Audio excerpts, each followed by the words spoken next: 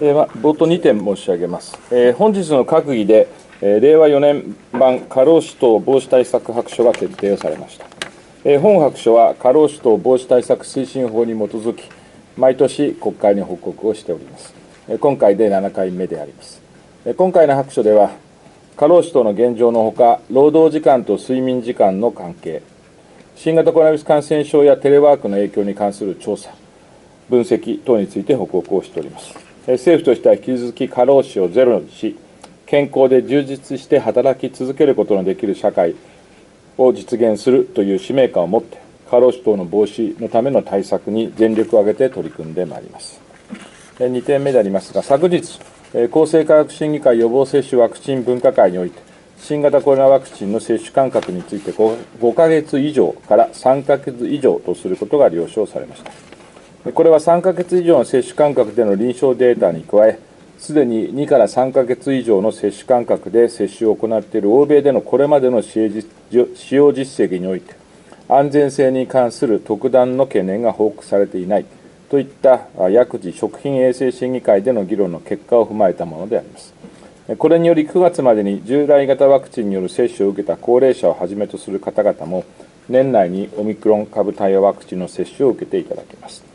分科会の検討においては、オミクロン株対応ワクチンは、オミクロン株の種類、BA.1 対応と BA.4.5 対応にかかわらず、オミクロン株成分を含むことで、従来型ワクチンを上回る重症化予防効果や、短期間である可能性はあるものの発症予防効果、感染予防効果があること、ウイルスが今後変異する可能性がある中で、今後の変異株に対しても、より効果が高いことが期待されるとされております。ここにきて、昨日の ADB でもございましたが、新型コロナの感染者数が増加に転じております。また、この秋冬については、本年10月から来年3月の半年間に、コロナ流行拡大と季節性インフルエンザの流行が発生する可能性は極めて高いとの指摘が、専門家からも示されたところであります。こうしたことを踏まえると、オミクロン株対応ワクチンの接種による効果が期待されていることから、重症化リスクの高い高齢者の方などはもとより、若い方にもぜひ年内の接種を検討いただきたいと思います。厚生労働省としても、希望するすべての対象者が年内にワクチン接種を受けられるよう、自治体と連携し、10月から11月にかけて、1日100万回を超えるペースの接種体制を整備するとともに、ワクチン接種に関する周知広報に取り組んでいきたいと考えております。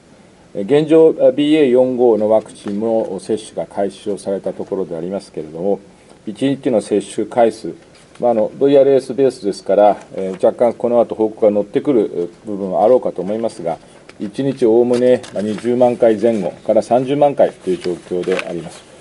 今回3ヶ月の間隔で接種できるということになったことも踏まえて、私自身もですね、